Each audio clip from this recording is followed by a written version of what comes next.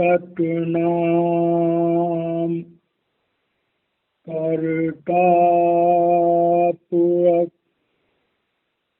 निर्भय निर्वैर अकाल मूरत अजूनी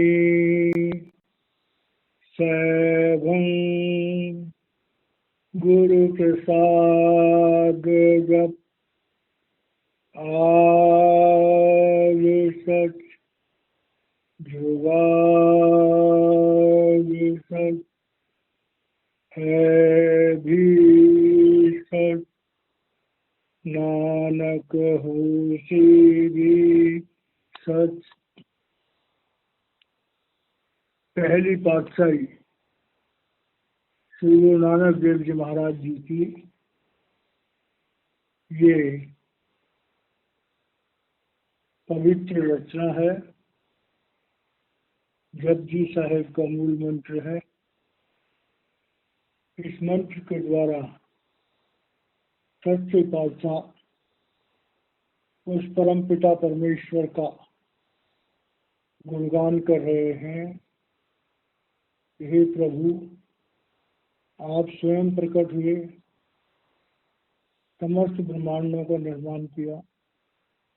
जब से सृष्टि बनी आप मनुष्य का चोला धारण करके पृथ्वी पर आते रहे हो अपने जीवों के उद्धार के लिए। आज भी आप पृथ्वी में कहीं न कहीं सदगुरु के रूप में विराजमान हो और जब तक ये संसार रहेगा आप अपनी प्यारी रूहों के लिए बार बार मनुष्य का चोला धारण करके पृथ्वी पर आते रहो।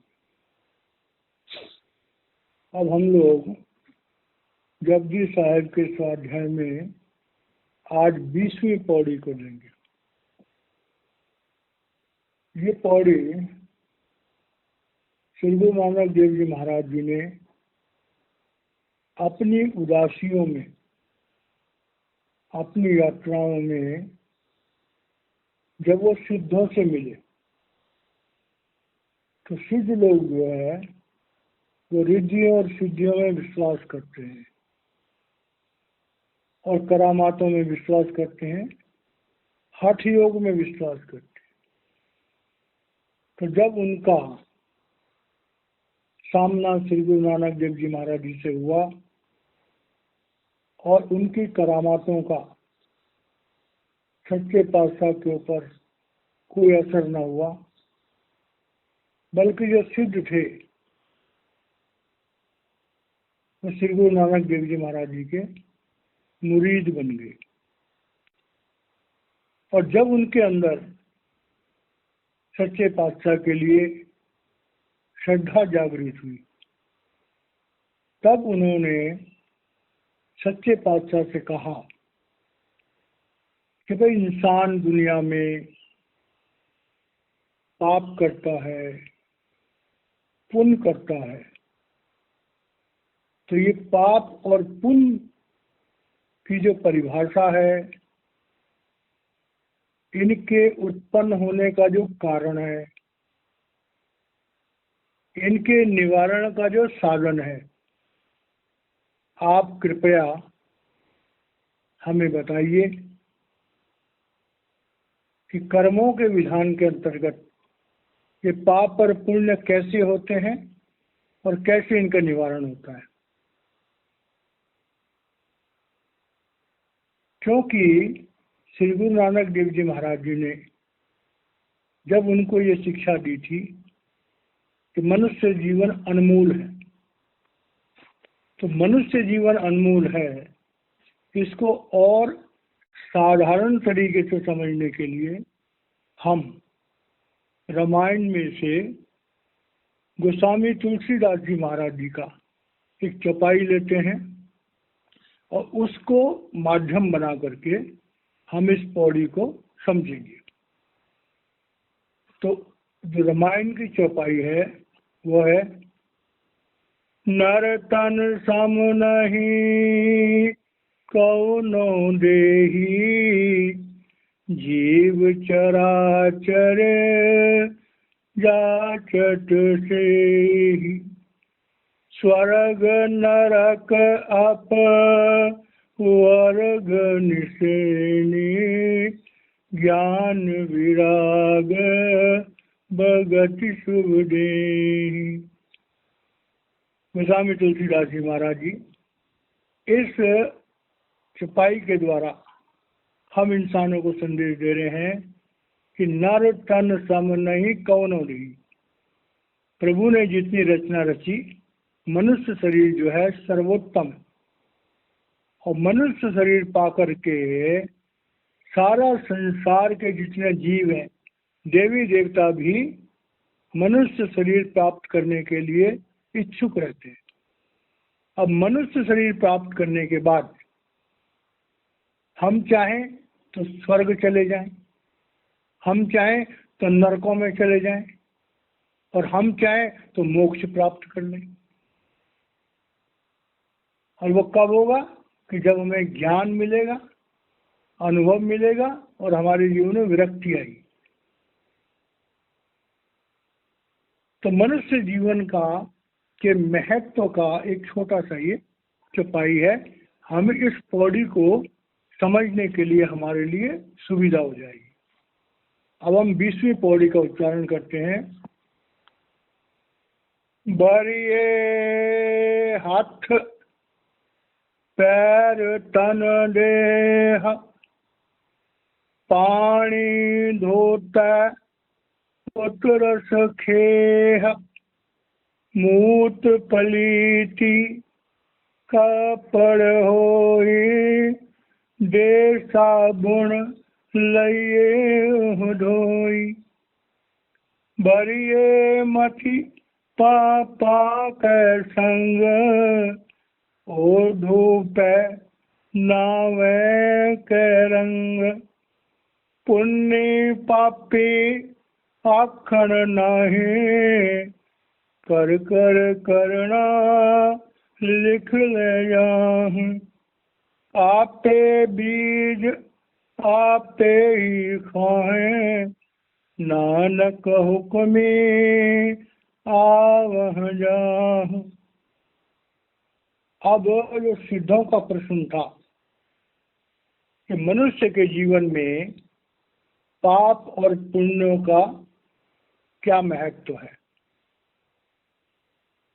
ये कैसे उत्पन्न होते हैं और कैसे इनका निवारण होता है, ये पौड़ी बहुत इम्पोर्टेंट है। हर मनुष्य के जीवन में जो भी उथल पुथल मचती है उसका सारा वर्णन है। संसार में हम देखते हैं कि इंसानों से पाप हो जाते हैं।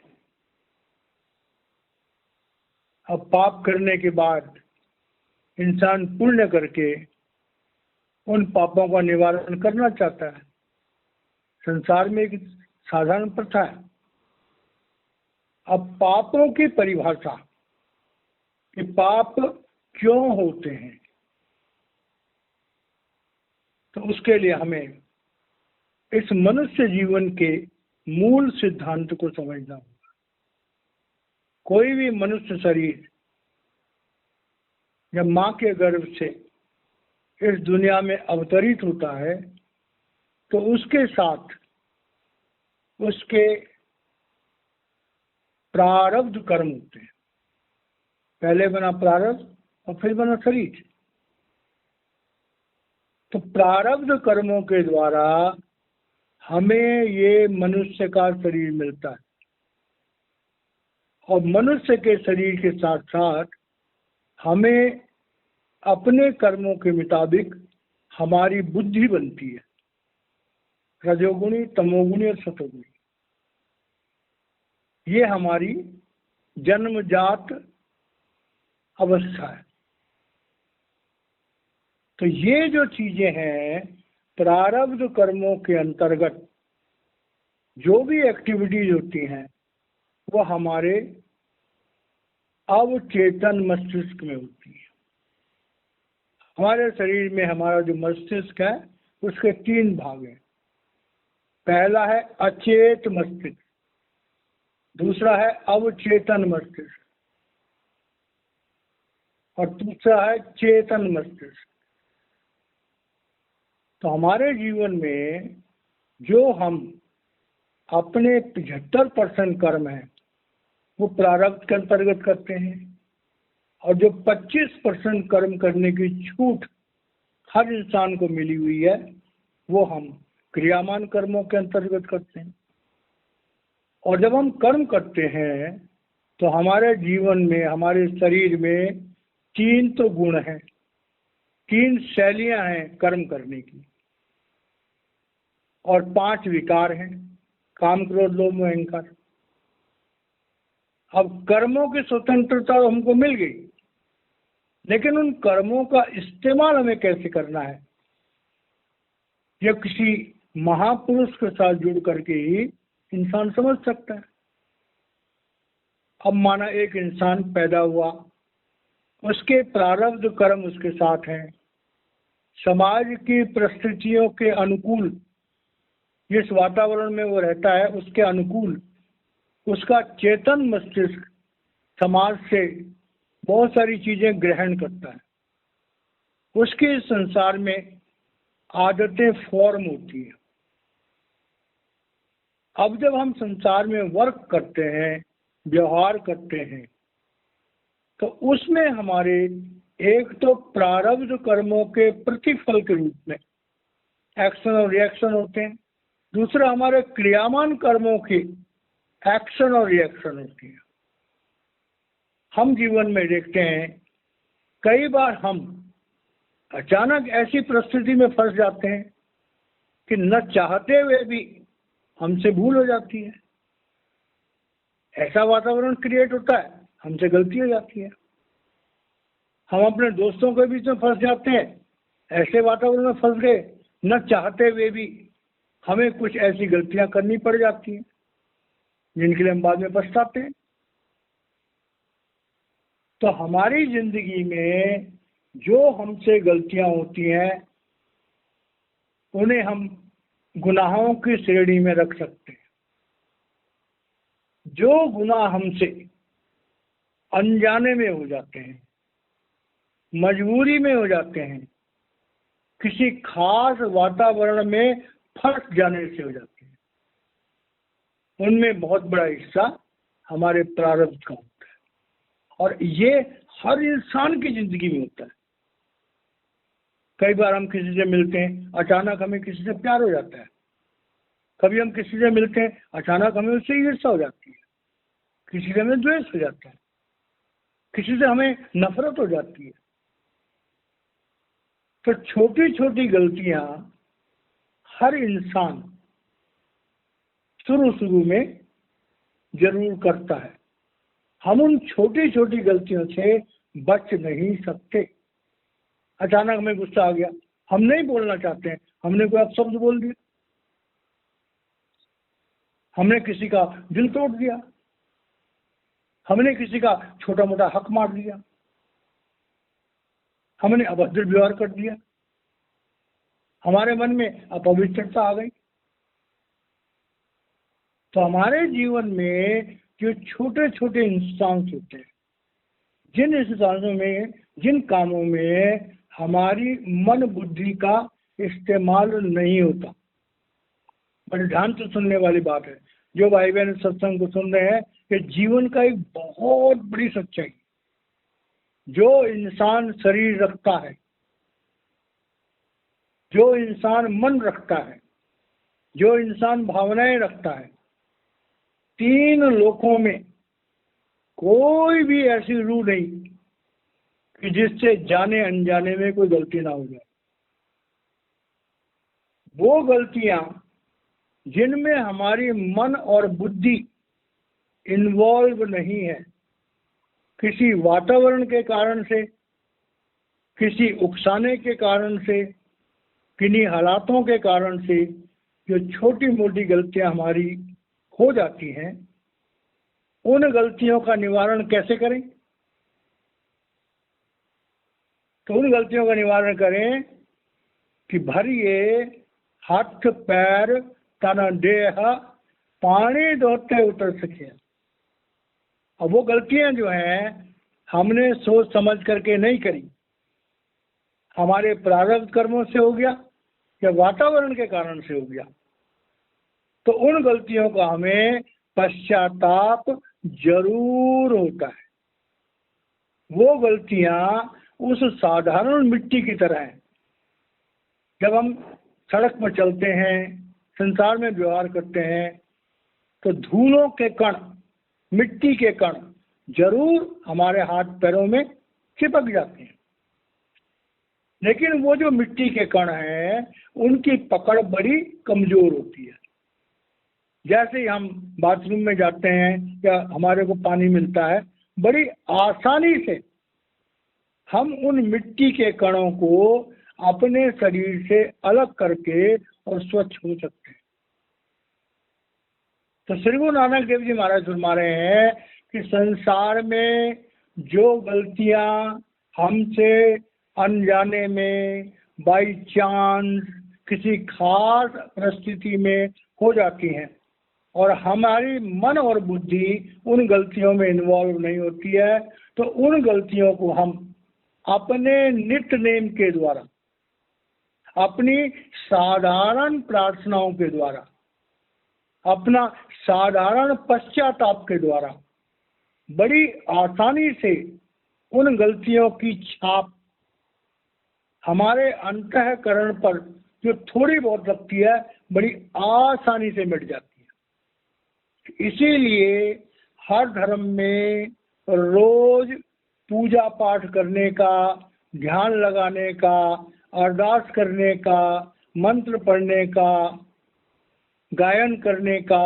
प्रावधान है कि जो भी छोटी मोटी गलतियां हमसे रोज हो जाती हैं, उन गलतियों को रोज के रोज नित्य नेम के द्वारा, स्वाध्याय के द्वारा, प्रभु की याद के द्वारा उनको खत्म करो। अगर हम ऐसा करेंगे तो उन गलतियों का असर हमारे अंतःकरण पर नहीं होगा। ऐसी गलतियां हमारे अंतःकरण को खराब नहीं करती हैं, आसानी से धुल जाती है। ये है गुनाहों की पहली अवस्था, इससे कोई नहीं बच सकता। अब आ जाओ दूसरी अवस्था। दूसरी अवस्था है कि मूत पलीटी कप्पड़ हुए दे साबुन लइए ओ धोई। अब देखो होता क्या दुनिया में कि कोई गलती हम बाई चांस करते हैं, हमसे गलती हो जाती है, लेकिन मन बड़ा बेईमान है, बहुत बेईमान है। काम क्रोध लोभ मोह अहंकार के अंतर्गत अगर कोई छोटी सी भी गलती हो जाती है और अगर हमने उस गलती का पश्चाताप नहीं किया, उसको धोया नहीं, तो मन उसका फायदा उठाता है और हमारी ज्ञानेंद्रियां उस गलती के रस में इन्वॉल्व हो जाती है। फॉर एग्जाम्पल, इंसान की सबसे बड़ी कमजोरी है हमारी आंखें। सुंदरता को देखने के लिए बड़ी लालच रहती है। अब माना किसी इंसान ने गलती से किसी सुंदर स्त्री या पुरुष को देख लिया, उसके मन में से उसने पश्चाताप करके मन से हटा दिया, लेकिन कहीं गलती से उसके मन में दोबारा उस सुंदरता को देखने का विचार पैदा हो गया, तो ये बड़ी खतरनाक बात है। तब क्या होगा? हमारा मन उस भावना को बार बार रिपीट करेगा और वो गलती जो हमसे बाई चांस हो गई है, फिर हम उस गलती को करने के लिए अपनी मन बुद्धि का इस्तेमाल करेंगे। और वो क्या अवस्था होगी कि जैसे कपड़ा होता है, गूमूत एक बड़ी गंदी चीज है, मिट्टी है उसमें बदबू नहीं है, लेकिन गूमूत जो है वो इंसान का त्यागा हुआ मल है। उसमें भयानक बदबू है, उसमें कीटाणु है, और कपड़ा जो है उस बदबू को, उन कीटाणुओं को अपने में एब्जॉर्ब कर लेता है। तो जब भी कोई कपड़ा गूमूत्र से पलित होता है तो उसके लिए हमें साबुन की जरूरत होती है, और साबुन में क्या होता है, कास्टिक सोडा। और कास्टिक सोडा क्या करता है, वो मैल को और गंदगी को काटता है। तो कास्टिक सोडा जब हम कपड़े पर इस्तेमाल करते हैं तो कपड़े पर जोर पड़ता है। मेरे ध्यान से सुनने वाली बात है। तो जैसे कि मूत्र पलित कपड़ वाला जो है उसे कास्टिक सोडे वाले साबुन से धोना पड़ता है, तब जाकर के गंदगी साफ होती है, और उसकी बदबू को साफ करने के लिए हमें बार बार साबुन लगाना पड़ता है। तो श्री गुरु नानक देव जी महाराज सिद्धों को समझा रहे हैं कि जो गलतियां हमसे अनजाने में हो जाती हैं, बिना मन बुद्धि की सहायता के हो जाती हैं, उन गलतियों को हम बड़ी आसानी से सुधार सकते हैं। लेकिन जिन गलतियों को हम जानबूझ के करते हैं और ये जानते हुए कि ये काम बड़ा गंदा है और फिर भी हम करते हैं, तो वो उस गूमूत्र की तरह है जो कपड़े को चिपक जाता है और कास्टिक सोडे वाले साबुन से धोना पड़ता है। श्री गुरु नानक देव जी महाराज कह रहे हैं, जो गलतियां इंसान जानबूझकर करता है, ये जानते हुए कि ये गंदा काम है, फिर भी करता है। जैसे फॉर एग्जाम्पल, एक कोई बच्चा है, भाई है, उसे गलती से किसी ने सिगरेट पिला दी, गलती से किसी ने कोई शराब का एक पैक पिला दिया अनजाने में। अब उसने पश्चाताप किया, खत्म हो गया। लेकिन अगर वो भाई दोबारा सिगरेट पीने के लिए प्रयास करे, दुकान पर जाए, पैसा खर्च करे और सिगरेट पिए, शराब पिए, अफीम खाए, और सपोज किसी स्त्री को देख लिया, अब उस स्त्री से व्यभिचार करने के लिए वह अपने मन और बुद्धि का इस्तेमाल करे, ये जानते हुए कि यह हमारे चरित्र के खिलाफ है। इसी तरह से लोभ का है, किसी की चीज को हड़प करने के लिए उसका प्रोग्राम बनाए। तो जो गुनाह हम ये जानते हुए कि ये चीज गुनाह है, फिर भी हम अपनी मन बुद्धि का इस्तेमाल करके उस गुनाह को करने का प्रयास करते हैं, तब क्या होता है, उस गुनाह की छाप हमारे अंतःकरण पर बहुत ज्यादा गहरी लग जाती है। हम जब उस गुनाह को करते हैं तो हमें पश्चाताप अगर होता भी है तो ऊपरी मन से होता है। अंदर के मन में उस गुनाह की लज्जत, शराब के नशे की लज्जत, धन के ग्रहण करने की लज्जत, किसी विषय वासनाओं में लिप्त होने की लज्जत, वो हमारे मन पर छाप पड़ जाती। अब जब छाप पड़ गई तो उसको अगर हमने धोना है तब हमें क्या चाहिए, तब हमें करना पड़ता है कि हम ज्यादा से ज्यादा सत्संगों में जाएं, ज्यादा से ज्यादा धर्म पुस्तकों का स्वाध्याय करें, परमात्मा के दरबार में जाएं, अपने धर्म स्थानों में जाएं और अपने परमात्मा के सामने गिड़गिड़ाएं, हे परमात्मा मुझे बख्श दे, हे परमात्मा मुझे बख्श दे, हे परमात्मा मुझे बख्श दे। ईसाई धर्म में एक नियम बना हुआ है, चर्च में एक जगह होती है, थोड़ी सी गुप्त होती है वो जगह, वहां पर जाकर के जो लोग हैं वो अपने गुनाहों का इकबाल करते हैं अपने मसीहा के सामने, अपने क्राइस्ट के सामने, हे क्राइस्ट मुझसे ये गलती हो गई। और उनकी बात को जो पादरी है वो सुनता है, उन्हें सब विश्वास है कि अगर हम खुदा के दरबार में जाकर के अपने गुनाहों का इकबाल करेंगे तो हमें माफ कर दिया जाएगा। और ऐसा होता है। मंदिर वाले मंदिर में जाके मूर्ति के सामने अपने गुनाहों का इकबाल करते हैं। जिनके जो धर्म स्थान है वहां जाकर के अपनी गुनाहों का इकबाल करते हैं। अगर उनकी भावना में कहीं सच्चाई है तो वो बख्श दी जाती है। हुजूर बाबा सावन सिंह जी महाराज जी के समय में एक प्रथा थी कि जब भी सत्संग होता था सबसे पहले टाइम दिया जाता था गुनहगारों को। महाराज जी कहते थे, हाँ भाई, जिसने गुनाह किया है अपने गुनाह का इकबाल करो पब्लिकली। माना 100 सत्संगी बैठे हुए हैं, एक इंसान उठेगा, महाराज जी मुझसे गुनाह हो गया, मैंने अपनी आंखों से अपवित्रता के कारण से किसी को बुरी नजर से देख लिया, किसी ने कुछ और कहा, किसी ने कुछ और कहा। जो जो गुनाह होते थे लोगों से वो खड़े होकर के महाराज जी के सामने उसका इकबाल करते थे पब्लिकली।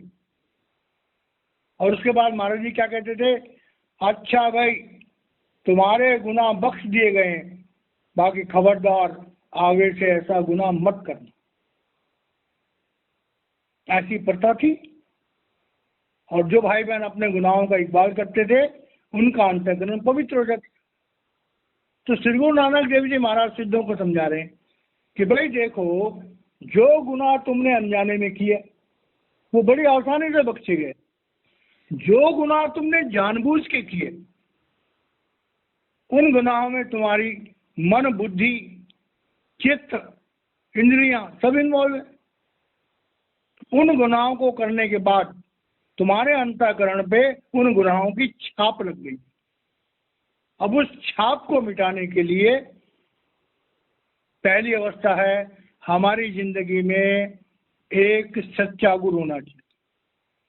अगर हमारे पास सच्चा गुरु नहीं है, हमें अपने धर्म स्थानों में रोज जाना चाहिए। जिन भाई बहनों को ये महसूस होता है कि वो अपने मन पर काबू नहीं रख सकते, वो गुनाहों की तरफ से अपना ध्यान हटा नहीं सकते, उन भाई बहनों के लिए इस सत्संग के माध्यम से मेरे गुरुदेव की तरफ से एक सुझाव है कि जब घर से निकलते हो तो पहले गुरुद्वारे होके जाया करो, मंदिर होके जाया करो, अपने धर्म स्थानों में मत्था टेक के जाया करो, तब काम पे जाओ। जब काम से वापस आते हो तो पहले गुरुद्वारे में मत्था टेको, तब अपने घर में घुसो, मंदिर में मत्था टेको, फिर अपने घर में घुसो। तो हमारा सच्चा पातशाह, वो हमारा इष्ट सारा दिन हमारी रक्षा करेगा। जब काम की शुरुआत करो तो पहले अपने मालिक का नाम लो, जब काम खत्म करो पहले अपने मालिक का नाम लो। तो या तो प्रभु के शरणागत हो जाओ, सर्वस्व प्रभु पे छोड़ दो, और या फिर अपने जीवन की पड़ताल करो। बिल्कुल थर्ड पर्सन समझ करके अपनी गुनाहों को रोज एक कागज पर नोट करो कि मुझसे कौन कौन से गुनाह हुए, कौन कौन से गुनाह गलती से हो गए, कौन कौन से गुनाह मैंने जानबूझकर करे। और फिर जैसे कपड़ा मूठ पलीती गंदगी से पलीत हो जाता है, उसी तरह से अपने इस अंतःकरण रूपी कपड़े को पलीत समझ करके और कास्टिक सोडे से। अब कास्टिक सोडा का मतलब क्या हुआ कि जब हमसे गलती होती है इस शरीर को भोजन मत दो, 2 दिन भूखे रहो, मत दो भोजन इस शरीर को। मन को कहो भाई तूने गलती करी है, नालायक बच्चा होता है उसको पनिशमेंट मिलती है, आज तुम्हें भोजन नहीं मिलेगा। जो साधु महात्मा होते हैं उनसे जब गलती होती है वो शरीर को भोजन नहीं देते, वो रात को सोते भी नहीं, शरीर को कहते हैं नहीं तुझे नींद नहीं मिलेगी, हरामखोर तू जानबूझ करके मेरी जिंदगी खराब कर रहा है। तो इस तरह से जब हम जानबूझ के कोई गलती करते हैं, अगर हमने उसके लिए बड़ा घोर परिश्रम नहीं किया, कास्टिक सोडे वाला साबुन मतलब हम अपने शरीर को साधें, कोई गलती हो जाए उस दिन शरीर को भोजन मत दो, कोई गलती हो जाए उस दिन शरीर को सोने भी मत दो, इसको पनिशमेंट दो इस शरीर को, मन को। तो अगर ऐसा करेंगे तो मूत पलीटी कापड़ हुए दे साबुन लगे हो तुम। जैसे कास्टिक सोडे से गंदगी साफ होती है, हमारे पश्चाताप और हमारे नित्य नेम और हमारे इस शरीर को साधने रूपी साबुन से हम अपने मन बुद्धि के द्वारा किए गए पाप कर्मों को, उसके फल को कहीं न कहीं मिटाने में समर्थ होंगे। लेकिन उसको मिटाने में हमें समय लगेगा। लेकिन अगर हम बहुत ज्यादा नालायक हैं कि हमने जानबूझ के कोई गलती करी, थोड़ा सा पश्चाताप हुआ, हम गुरुद्वारे गए, मंदिर गए, आश्रम गए, परमात्मा के सामने, अपने गुरु के सामने इकबाल किया चुपचाप, महाराज जी गलती हो गई माफ कर दो, महाराज जी गलती हो गई माफ कर दो।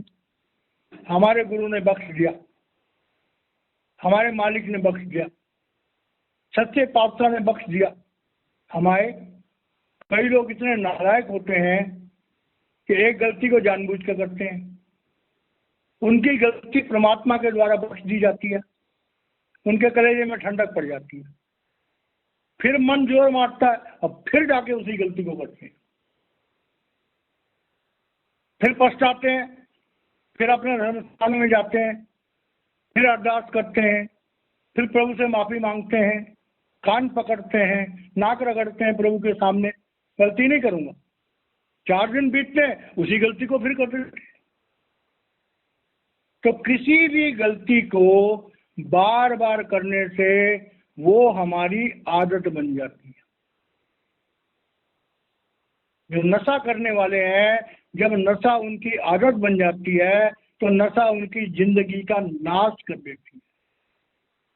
कोई भी गलती जो हमारी आदत बन जाती है वो हमारी जिंदगी का सत्यानाश कर देती है।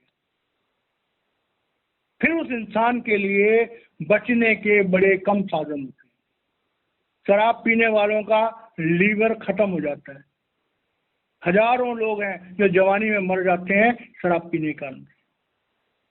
विषय विकारों में जिसको लत लग गई तो छोटी उम्र में ही अपना ओजस खो देते हैं और बहुत बड़ी बड़ी बीमारियों के शिकार हो जाते हैं। तो श्री गुरु नानक देव जी महाराज कह रहे हैं कि पहली अवस्था तुमसे गुनाह अनजाने में हुआ, दूसरी अवस्था तुमने गुनाह जानबूझ कर करा, और तीसरी अवस्था तुम गुनाह बार बार करते हो। अब तुम गुनाहों के बिना रह नहीं सकते। तो जिस इंसान की आदत बन जाए कि वो गुनाह किए बिना रह नहीं सकता है, उसके लिए क्या उपाय है? तो उसके लिए उपाय है कि भरिए मत पापा के संग ओ धूप नावे के रंग। ऐसा इंसान जिसको अपने गुनाहों पर काबू नहीं है, उनकी जिंदगी में एक सच्चा गुरु, एक आत्मज्ञानी गुरु, एक खुदा रसीदा गुरु, एक नर रूप हरि गुरु, एक सत्पुरुष का साक्षात अवतार, ऐसा गुरु हमारी जिंदगी में होना चाहिए। और वो हमें उस अमृत नाम से नवाजे जिस नाम के सामने हमारा मन खड़ा हो जाता है, मन डरता है।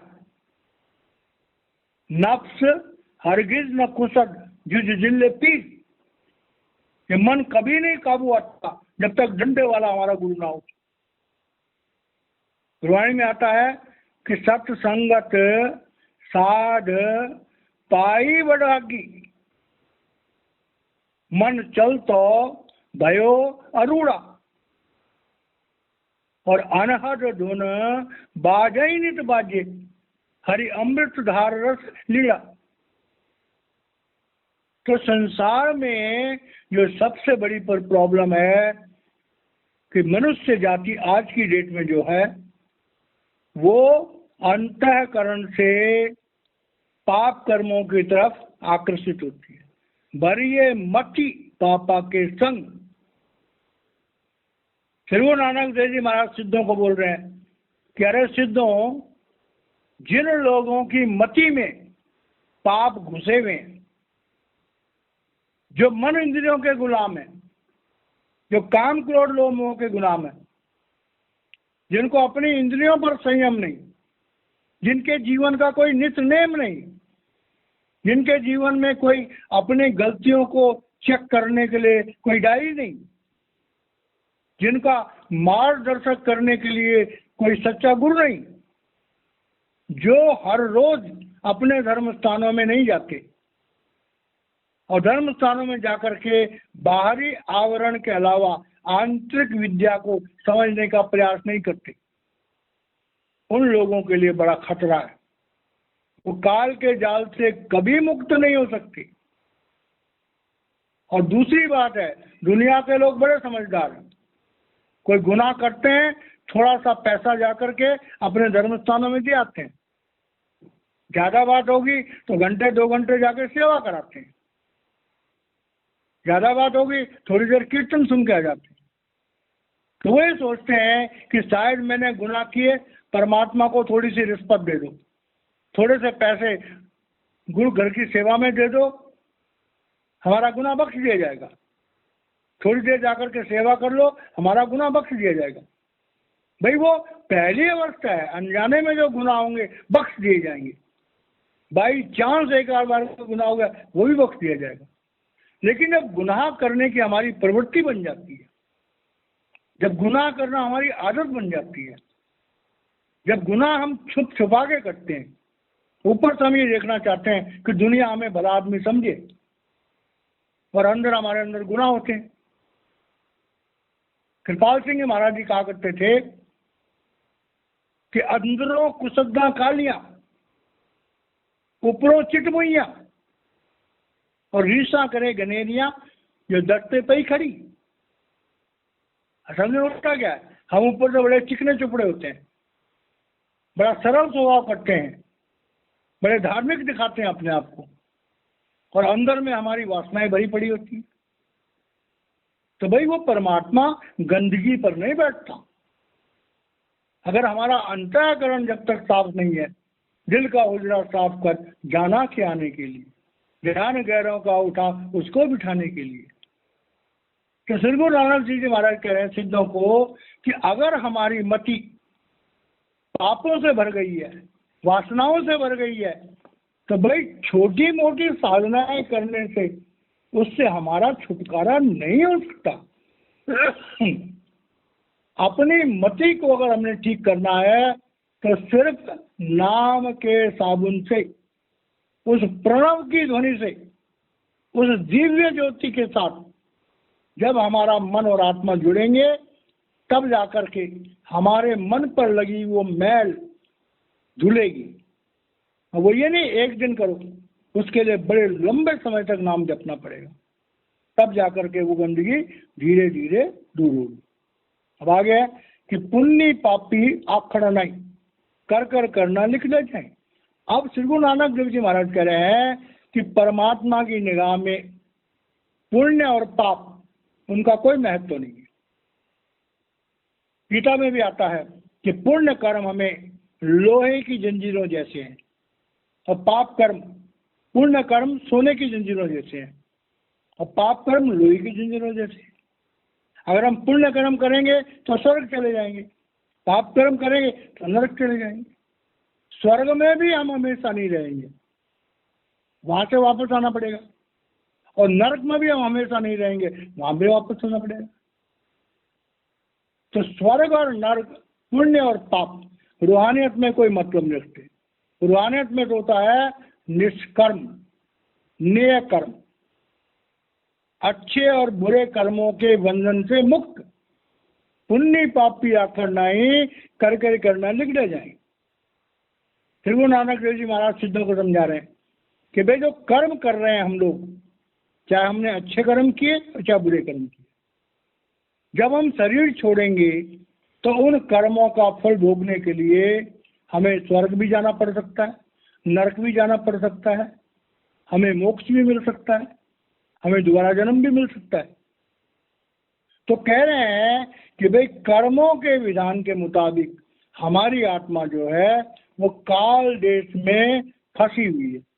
अगर काल देश से छूटना है तो कर्मों के विधान, पुण्य और पाप के इस द्वंद्व से हमें मुक्त होना होगा। आपे बीज है आपे खा, नानक हुक्म आवे जा। श्री गुरु नानक देव जी महाराज कह रहे हैं कि भाई वो परमात्मा तो ये चाहता है कि हमें अपने पास बुला ले, लेकिन हम क्या करते हैं, हम इस खेत में सकाम कर्मों के बीज डालते हैं। जब सकाम कर्मों के बीज डालेंगे उनका फल भोगने के लिए हमें दुनिया में फिर आना पड़ेगा। आपे बीज आपे ही खाएं। अपने कर्मों के फल को भोगने के लिए हमें इस संसार में बार बार जन्म लेना पड़ता है। नानक हुक्म आवे जाए। भाई परमात्मा का जो विधान बना हुआ है, परमात्मा का हुक्म है, और क्या हुक्म है कि कर्मों के विधान में अगर तुम फंसे रहोगे तो तुम्हें बार बार जन्म लेना पड़ेगा। अगर तुम सच्चे नाम से नहीं जुड़ोगे तो तुम्हें 84 में जाना पड़ेगा। तो इसका मतलब क्या हुआ? श्री गुरु नानक देव जी महाराज कह रहे हैं हमारी जिंदगी में एक खुदा रसीदा, एक प्रभु स्वरूप सत्य पुरख जन जानिया सदगुरु तिसका नाम, किसके संग सिख उदरे नानक हरि गुण गाओ। तो ऐसा गुरु हमारी जिंदगी में होना चाहिए, और वो क्या करेगा? नाम दान के दिन हमारे संचित कर्मों के बोझ को अपने ऊपर ले लेगा। हमें अपनी शक्ति से 5 अभिमंत्रित नाम देगा। उन नामों के उच्चारण से अपनी तवज्जो देके हमारी आत्मा को आज्ञा चक्र पर ला करके शब्द और प्रकाश से जोड़ लेगा। जब कोई इंसान शब्द और प्रकाश को एक बार सुन लेता है और देख लेता है तो वो मनुष्य जन्म से नीचे नहीं जाएगा। नामदान के दिन गुरु अपने नूरी स्वरूप को हमारे आज्ञा चक्र पर स्थापित कर देता है और हमारे मनुष्य शरीर को हरि मंदिर बना देता है। कदम कदम पर हमारी रखवाली करता है और हमारी आत्मा को तब तक नहीं छोड़ता जब तक वो सत्पुरुष की गोद में जाकर के उसे बिठा न दे। तो श्री गुरु नानक देव जी महाराज सिद्धों कह रहे हैं अगर तुम मोक्ष प्राप्त करना चाहते हो तो ये रिद्धियां सिद्धियां मोक्ष के रास्ते में रुकावटें हैं। तुम्हें वो प्रभु रूप जो परमात्मा स्वयं मनुष्य का चोला धारण करके इस पृथ्वी पर आया हुआ है उसके साथ जुड़ना होगा, तभी मनुष्य जीवन के सच्चे उद्देश्य उस मोक्ष की प्राप्ति हो सकती है। तो इस तरह से इस 20वीं पौड़ी से हमारे मनुष्य जीवन के एक एक राज को सिद्धों के माध्यम से सच्चे पातशाह श्री गुरु नानक देव जी महाराज जी ने हम पर कृपा करके और हम जीवों के लिए ये वाणी उच्चारण करी थी। हम परमपिता परमेश्वर के शुक्रगुजार हैं जो महापुरुषों को दुनिया में भेजता है। पहली पातशाही श्री गुरु नानक देव जी महाराज जी के शुक्रगुजार हैं जिन्होंने इस अमृतवारी की रचना करी। हुजूर बाबा सावन सिंह जी महाराज, परम संत कृपाल सिंह जी महाराज, दयालपुर सुंदरसन सिंह जी महाराज और मौजूदा सदगुरु संत राजेंद्र सिंह जी महाराज जी के एहसानमंद हैं, उनके रहमो करम के एहसानमंद हैं कि जो इस सेवक के मुख से इस अमृतवाणी का, इस गुरुवाणी के इस जपजी साहब जैसी अमृतवाणी का उच्चारण इस सेवक के मुंह से करवा रहे हैं। मेरा सौभाग्य है कि मेरे सदगुरु के वाक्य मेरे इस मनुष्य शरीर पर लगे हुए मुंह के द्वारा उच्चारण हो रहे हैं। बोलने वाले वक्त के शहंशाह मौजूदा सदगुरु संत राजेंद्र सिंह जी महाराज हैं और आवाज इस सेवक के गले से निकल रही है। तो ये मेरा सौभाग्य है कि मुझे ये सेवा सदगुरु ने बख्शी है। और जो वक्त का शहंशाह होता है उसके पास कमांड होती है। पहले जो महापुरुष होते हैं उनको भी किसी का भला करना है तो उन्हें वक्त के शहंशाह को कहना पड़ता है कि ये मेरा जीव है, इसका भला करो। इसलिए मनुष्य जाति को वक्त के सदगुरु की बड़ी कदर करनी चाहिए। उसी से हमें तो तत्काल मिल सकता है, उनसे भी मिल सकता है जो पहले आए, लेकिन उसमें देरी लग सकती है। अगर फटाफट कुछ चीज़ चाहिए तो वक्त के सदगुरु के पास जाओ, वो तुम्हें सब कुछ दे देगा। तो इन्हीं शब्दों के साथ मैं वाणी को विराम देता हूँ। ये हमारी जप जी की 20वीं पौड़ी समाप्त होती है। आगे का जो है कल होगा। जय महाराज जी।